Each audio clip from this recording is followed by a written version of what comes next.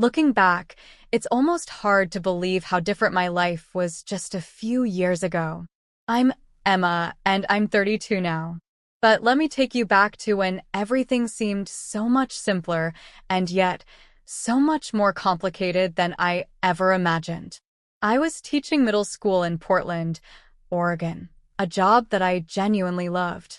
My days were filled with the familiar routine of lesson plans, grading papers, and those occasional moments of inspiration when a student finally grasps a concept.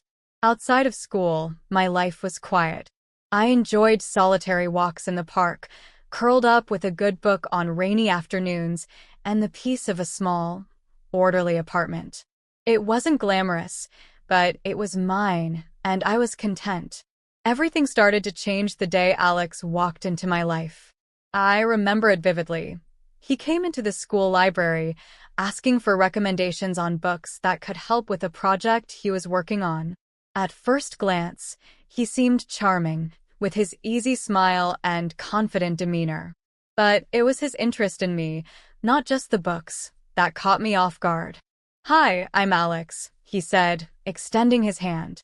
"I could use some help finding the right materials for a presentation. Mind if I ask you a few questions?" His casual tone and the way he looked at me, as if I were the only person in the room, made me nervous. I wasn't used to such attention, but I found myself eager to assist him. Our conversation was light and pleasant, and Alex's enthusiasm about the subject made the interaction enjoyable. Over the next few weeks, Alex became a regular visitor at the library. He often brought me coffee and engaged in cheerful conversation. I found myself looking forward to our chats. He would tell me about his day, his interests, and gradually, I began to share more about myself. It was strange how quickly I grew comfortable with him, something that hadn't happened in a long time. Eventually, Alex asked me out. "How about we grab dinner this Friday?" "I'd love to continue our conversation outside the library," he suggested. I hesitated at first.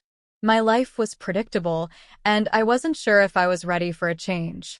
But Alex's sincerity and warmth persuaded me. I agreed, and that was the beginning of a whirlwind I wasn't prepared for. Our dates were filled with laughter and exploration of Portland. We visited local eateries, walked along the waterfront, and even attended a few cultural events. With each passing day, I found myself more drawn to him. He had a way of making me feel special, something I hadn't experienced in years. The more time we spent together, the more I felt like I was discovering a part of myself that had been buried under years of solitude. The relationship quickly grew serious. Alex proposed one evening during a quiet dinner, his eyes sparkling with affection. "Emma, I can't imagine my life without you. Will you marry me?" His proposal was simple yet heartfelt, and overwhelmed by my feelings for him, I said yes. It wasn't long before I met Alex's parents, Diana and Robert. I had heard a lot about them from Alex, but nothing prepared me for the reality. They were older, Diana being 65 and Robert the same age, and their presence was imposing. Their home was grand, filled with opulence and a certain coldness that made me uncomfortable. "Emma, it's a pleasure to meet you," Diana said, but her smile didn't quite reach her eyes. Robert's greeting was equally formal, his handshake firm but distant. They scrutinized me with a gaze that seemed to assess my worthiness. The initial meetings were strained. They seemed to disapprove of my background, my job as a teacher, and even my simple attire. Despite Alex's reassurances, I felt uneasy. It was clear that Diana and Robert had expectations that I didn't meet. Things took a turn for the worse when Diana and Robert insisted on a prenuptial agreement. "It's just a formality," Diana insisted, her tone leaving no room for argument. "We want to ensure that everything is handled properly." Signing the agreement was a blow to my self-esteem. It made me feel distrusted and undervalued. Yet, out of love for Alex and a hope that things would get better, I reluctantly agreed. We had a modest wedding ceremony, and soon after, I moved into Alex's house. Life at the house was different from what I had imagined. Diana and Robert made frequent visits, each one more uncomfortable than the last. They treated me as though I were an outsider, and Alex, instead of defending me, seemed to join in their disapproving attitude. I found myself feeling increasingly isolated and undervalued in what was supposed to be my new home. Then came the turning point in our story, an inheritance from my great-aunt. She left me a substantial fortune, including $15 million, shares in various companies, and a grand estate.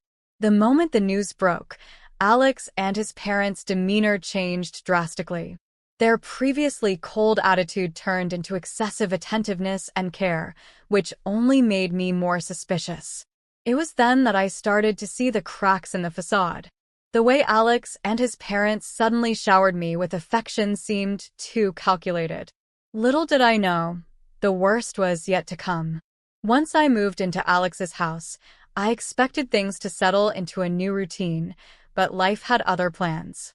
The grand estate seemed beautiful at first, spacious rooms and elegant decor, but it quickly felt like a gilded cage. The more I settled in, the more I felt the weight of Diana and Robert's disapproval. Alex's parents continued their frequent visits, and each time, I felt more like a stranger in my own home. Diana had a way of subtly undermining me, making comments about the way I managed the household or how I interacted with the staff. Robert's criticisms were more direct. He would often express his disappointment in hushed tones, though loud enough for me to hear. One evening, as I was preparing dinner, Diana made her usual visit.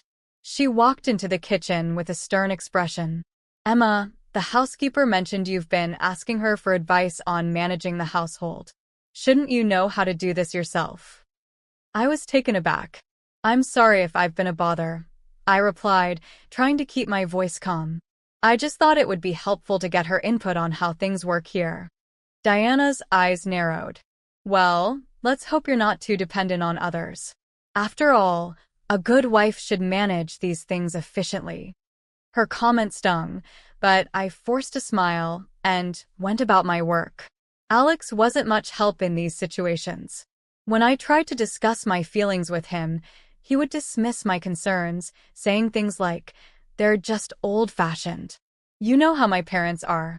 Don't let them get to you." I wanted to believe him, but it was hard to ignore the growing sense of unease. Then, one day, the reality of our situation took a darker turn. I had been busy at school when I received a call from a lawyer. My great-aunt had passed away, leaving me a substantial inheritance. The details were overwhelming: a fortune of $15 million, shares in several major companies, and a grand estate. At first, I was in shock, but the more I thought about it, the more I realized how this inheritance would change our lives. I hoped it would improve things, but it seemed like the opposite was happening. The moment Alex and his parents learned about the inheritance, their behavior toward me shifted dramatically. Alex became unusually attentive. He was suddenly very interested in my daily activities, always asking about my plans and trying to be more involved in everything I did. Diana and Robert also began treating me with an exaggerated kindness. Diana would drop by with gifts and try to engage in friendly conversations, while Robert seemed to make an effort to be more cordial, even offering to help with some of the estate's affairs. Despite their sudden change in attitude, I remained cautious. Their previous behavior had left a deep impression, and I couldn't shake the feeling that something was off. My suspicions were confirmed one evening when I overheard a conversation between Alex and his parents. I had been working late in the study, and the door was slightly ajar. I heard Alex's voice, low and conspiratorial. "We need to get Emma to have a child soon. It's the best way to secure our share of her inheritance." Diana's voice was just as cold.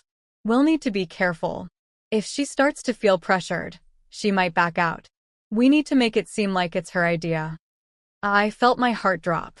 The betrayal was crushing. They weren't interested in me for who I was.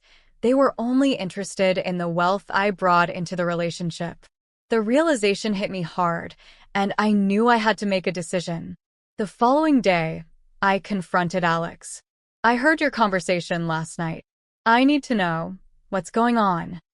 Alex's face turned pale. He stammered, trying to come up with excuses, but I could see through his lies. It's not what you think, he said weakly. We were just talking about future plans. I wasn't buying it. I know what I heard. I can't be part of this anymore. That was the turning point. I realized that my relationship with Alex was built on deception and manipulation. I had to take control of my life, no matter how difficult it was. I started making plans for my next steps. The first thing I did was consult with a lawyer about my inheritance and ensure that my assets were protected. I also began preparing myself emotionally and mentally for what was to come. The journey ahead was going to be challenging, but I was determined to stand up for myself and reclaim my life from the grip of deception. It was clear that I needed to regain my independence and redefine my self-worth, away from the shadows of betrayal. I couldn't stay in that house a moment longer. The more I thought about Alex and his parents' schemes, the clearer it became that I needed to act quickly and decisively. It wasn't just about my inheritance. It was about reclaiming my life and self-worth. The day after our confrontation, I moved out of Alex's house. The process was both liberating and daunting. I packed my essentials, leaving behind the luxury of the grand estate for a modest apartment in downtown Portland. It wasn't much, but it was mine. The small space was cozy and intimate, a stark contrast to the opulence I had come from. But it was a fresh start, and I needed that. I also began working with a lawyer to handle my inheritance. I wanted to make sure that Alex and his parents wouldn't have any claim to it. The legalities were complex, but I was determined to see it through. The $15 million I inherited, along with the shares and estate, needed to be secured properly. The thought of losing it to their manipulative schemes was unacceptable. In the weeks that followed, I focused on rebuilding my life. I made plans to use part of my inheritance for good. I started by donating a significant portion to charities that supported education and women's empowerment. It felt like a way to turn my painful experience into something positive. I also had a dream that had been on the back burner for years, a bookstore. I had always loved books and wanted to create a space where others could share that passion. With the financial stability my inheritance provided, I decided to make that dream a reality. I found a quaint location in a lively part of town, and soon enough, my bookstore was taking shape. Starting a bookstore wasn't just about business. It was about healing. I poured my energy into creating a warm, welcoming space filled with books and community events. It became a place where I could connect with others who shared my love for literature. It was therapeutic to see people find joy and inspiration in the same way I did. But the emotional journey was just as important. I started attending therapy sessions to help me process everything that had happened. Talking through my feelings helped me gain clarity and strength. I learned to confront my fears and embrace my own worth without letting the past define me. One day, as I was setting up a book display in my store, I received an unexpected visitor, Diana. She walked in, her demeanor as cold as ever. She had always been controlling and manipulative, but seeing her now, I felt a strange mixture of anger and calm. "Emma," she said with forced politeness, "I came to see how you're doing. Alex and I were concerned about you." I looked at her with guarded eyes. "I'm doing just fine, Diana. I'm getting back on my feet and focusing on what's important to me now." Diana's smile faltered. "I hope you're not holding any grudges. After all, Alex and I were only trying to ensure the best for you and for our family." Her words were infuriating, but I managed to keep my composure. "It's clear to me now that you were never interested in what was best for me. You were only interested in what you could gain." Diana's face tightened, and she left the store abruptly. It was the closure I needed. I didn't need their validation or approval anymore. I had found my path and was moving forward, one step at a time. As I settled into my new life, I found a sense of peace I hadn't felt in a long time. The betrayal from Alex and his family had been painful, but it had also been a catalyst for my personal growth. I learned to trust myself and embrace my independence fully. The journey wasn't over, but I had come a long way from where I started. My bookstore was thriving, and I was surrounded by people who valued me for who I was, not for what I had. I had regained control of my destiny and rediscovered my self-worth. My bookstore quickly became a community hub, and it was more than I had ever dreamed. Every day, as I greeted customers and engaged with fellow book lovers, I felt a deep sense of satisfaction. This was my space, created from my dreams and resilience, and it was thriving. It was a place where I could share my passion for literature and foster connections with others who appreciated the same things I did. I continued to invest in causes close to my heart. The charitable donations I made with my inheritance were changing lives, and knowing that I was making a positive impact in the world was incredibly fulfilling. It gave me a sense of purpose beyond my personal recovery and reminded me that my experience, however painful, could lead to something meaningful. Despite the positive changes in my life, there were still moments of reflection. One evening, as I was closing the bookstore, I found myself looking back on everything that had happened. I had faced betrayal and manipulation, but those experiences had shaped me into a stronger and more self-assured person. It was bittersweet to acknowledge how much I had grown, but I was proud of my resilience. I remember one particular day when I sat in my small but charming apartment, sipping coffee and reflecting on my journey. I felt a sense of completeness that had eluded me for so long. My life was now filled with purpose and joy, far removed from the deceit and control I had once endured. One evening, as I hosted a small book reading event at the store, I took a moment to look around at the faces of the people who had come to support me. I realized that I had built a new community of friends and supporters who valued me for who I was, not for what I had. The sense of belonging and appreciation I felt was a stark contrast to the cold indifference of Alex and his parents. As the night ended and I closed up the store, I raised a toast to myself. It was a simple gesture, but it represented so much more. It was a celebration of my journey from betrayal to empowerment, from heartbreak to happiness. I embraced the uncertainties of the future with confidence, knowing that I had the strength to face whatever came my way. In my quiet moments, I often think about how far I've come. I've learned to trust my instincts and value myself. My experiences, though painful, led me to rediscover my true self and find a life that is fulfilling and authentic. I've learned that true strength comes from within, and that no matter how dark the path may seem, there is always light at the end. As I continue on this journey, I hold onto the lessons I've learned and look forward to the future with hope and excitement. My life is now a testament to resilience and self-worth, and I am ready to face whatever lies ahead with an open heart and unwavering confidence.